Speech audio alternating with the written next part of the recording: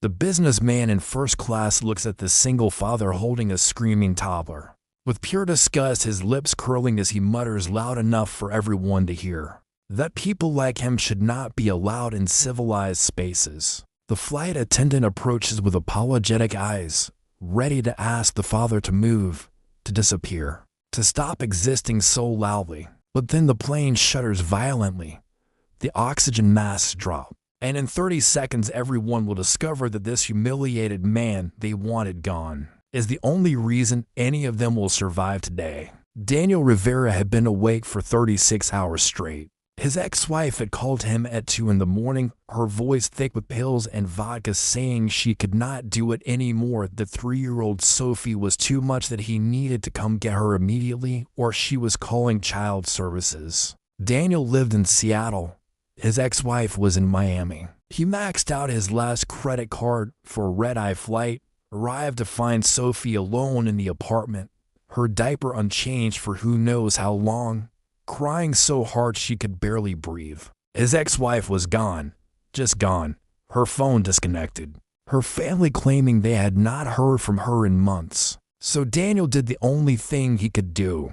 He bought another ticket and got his baby girl home. But the ticket agent had made a mistake, a terrible, expensive mistake that Daniel did not discover until he was already on the plane. Instead of economy, Sophie's ticket had been processed as first class. The gate agent had not noticed, had just waved them through with barely a glance. Now Daniel sat in seat 2A with Sophie on his lap, surrounded by people who paid $3,000 for peace and quiet and premium nuts, while his daughter sobbed inconsolably because she was exhausted and confused and her whole world had just exploded. The man in to be looked like he had never been inconvenienced a single day in his life. His suit probably cost more than Daniel's monthly rent. His watch caught the light every time he checked it with theatrical annoyance. He called the flight attendant over and complained loudly about the disruption, about how he had an important meeting, about how premium passengers should not have to tolerate the situation. Other passengers nodded in agreement, their faces tight with judgment. Daniel tried everything to calm Sophie, rocking her, singing softly, offering her the snacks he had packed, but she was beyond comfort, trapped in the kind of meltdown that only exhaustion and trauma can create. The flight attendant, a young woman named Jessica, approached with that careful corporate smile that Daniel recognized immediately as the prelude to humiliation. She knelt beside his seat and suggested gently that perhaps he and his daughter would be more comfortable in the back of the plane, that there were some empty seats in economy, that it might be quieter there for Sophie. Daniel felt his face burn with shame. He tried to explain about the ticket mistake, about how he would pay the difference, about how he just needed to get his baby home. But the man in to be interrupted, saying he did not care about the sob story, that rules were rules, that Daniel clearly did not belong here. Daniel stood up, defeated, ready to take Sophie to the back where people like him apparently belonged. But as he stepped into the aisle, the plane hit turbulence so severe that he was thrown against the overhead compartment. The aircraft dropped what felt like 1,000 feet, then climbed sharply, then dropped again. Passengers screamed. Luggage broke free and flew through the cabin.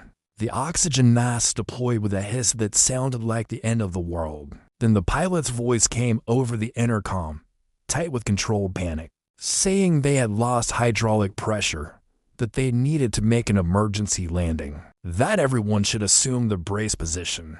The cabin erupted into chaos. People were crying, praying, calling loved ones to say goodbye. The man in to be was hyperventilating, his face gray, his expensive watch forgotten as he clutched the armrest with white knuckles. The flight attendants were trying to maintain order, but Daniel could see the terror in their eyes. Sophie had gone quiet, sensing that something worse than her own fear was happening. And in that moment, Daniel's training took over. The training that nobody on this plane knew he had. The training he had spent 12 years perfecting before his life fell apart. Daniel raised his voice above the panic and identified himself as a former Air Force pararescue specialist, the elite unit that jumps into combat zones to save dying soldiers. He told the flight attendants he needed to speak to the pilots immediately. Jessica stared at him like he had grown a second head.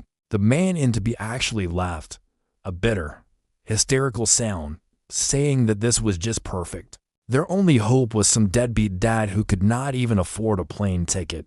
But the head flight attendant, a veteran woman named Patricia, saw something in Daniel's eyes and made the call. Daniel handed Sophie to Jessica, looked his daughter in the eyes and promised he would be right back. Then he went into the cockpit and saw the nightmare the pilots were dealing with. The hydraulic failure meant they had almost no control over the plane's flight surfaces. They were essentially flying a brick that was slowly falling out of the sky. The captain was trying to use engine thrust to steer, a technique that had worked maybe 3 times in aviation history.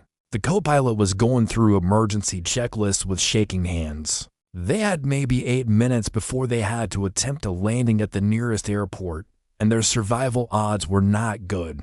But Daniel had seen worse. He had jumped out of helicopters into enemy fire. He had performed surgery with bullets flying past his head. He had talked dying 19-year-olds through their last moments on Earth. This was just another problem to solve, another system to understand, another chance to save lives. He asked the pilots questions in rapid succession, calculating angles and speeds and hydraulic pressures in his head. Then he told them what they needed to do, a combination of techniques he had learned in military aviation training and pure improvisation born from experience with broken systems and impossible situations. The captain looked at him with desperate hope and asked who the hell he was. Daniel said it did not matter, that they needed to trust him right now because he was the only person on this plane who had the training to get them down alive. The co-pilot wanted to know his credentials. Daniel rattled off his service record in 30 seconds the missions he had flown, the emergencies. He had survived the accommodations he had received before his wife left him, and he fell apart and lost everything except his ability to stay calm when everyone else was dying. For the next 6 minutes, Daniel became the voice of survival. He coordinated between the pilots and the flight attendants, preparing the cabin for a crash landing. He had Patricia instruct passengers in the real brace position,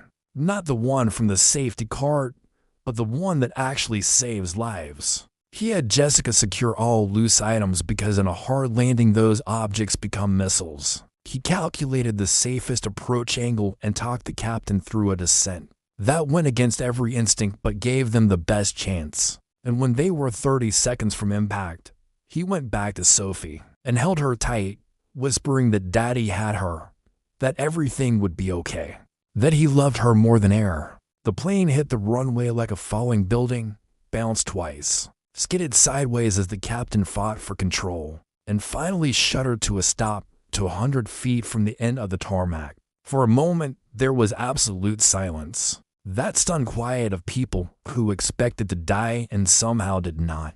Then the cabin exploded with crying and praying and hysterical laughter. The emergency slides deployed and passengers evacuated in 90 seconds. Fire trucks surrounded them with lights blazing, but there was no fire, no explosion.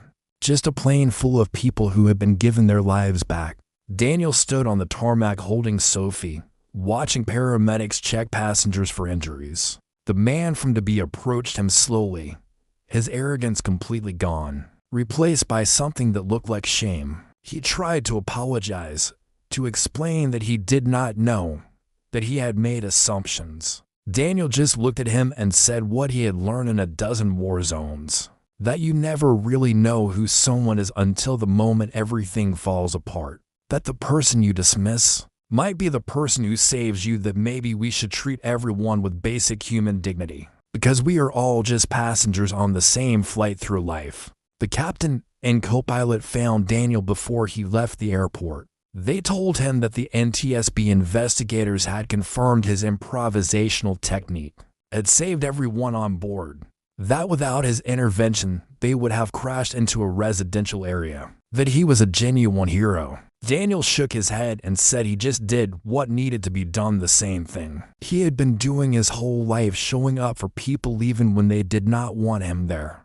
even when they looked at him with contempt, even when his own existence seemed to offend them. The story went viral within hours. Videos from passengers showed the chaos and then Daniel's calm voice directing the emergency response. News outlets tracked down his military record and discovered he had been one of the most decorated rescue specialists in Air Force history before medical discharge following injuries sustained, saving an entire platoon in Afghanistan. His ex-wife's abandonment, his financial struggles, his fight for custody, all of it became public. Strangers started a fundraiser that raised enough money to pay his debts and provide for Sophie's future. Job offers flooded in from airlines, emergency services, even private military contractors. But what changed most was not the money or the opportunities. It was Sophie seeing her father transformed in the eyes of the world from someone shameful into someone heroic, learning that the man people wanted to hide in the back of the plane was actually the man who saved them all. She was too young to understand fully, but she would grow up knowing that her daddy was the kind of person who runs toward danger when everyone else runs away. Who stays calm when others panic, who shows up even when nobody believes in him. Years later, Daniel would become an aviation safety consultant, teaching pilots and crew how to handle the impossible situations that textbooks say are unsurvivable. He would tell the story of that flight to every class, but he never focused on the technical details of the landing. Instead, he talked about the moment in first class when he stood up to leave, accepting his humiliation, and how that shame had almost prevented him from acting when the emergency came. He talked about how we construct hierarchies based on money and appearance and arbitrary rules, and how those hierarchies blind us to the actual value of human beings. His final lesson was always the same, delivered with the quiet authority of someone who had seen the worst of humanity and the best. Often in the same moment, he would say that we spend so much energy deciding who deserves respect, who belongs in first class and who belongs in the back, who is worthy and who is disposable. But in the end, when the oxygen masks drop and the plane is falling, none of that matters. What matters is who has the courage to act, who has the skills to help, who chooses to show up for strangers even after those strangers tried to erase them. The next time you look at someone with judgment, the next time you decide someone does not belong, remember that you might be dismissing the only person who can save you. Treat everyone like they matter, because you never know when the person you humiliate today might be the hero you need tomorrow. O quod pod cometer eros, confira semper respostas.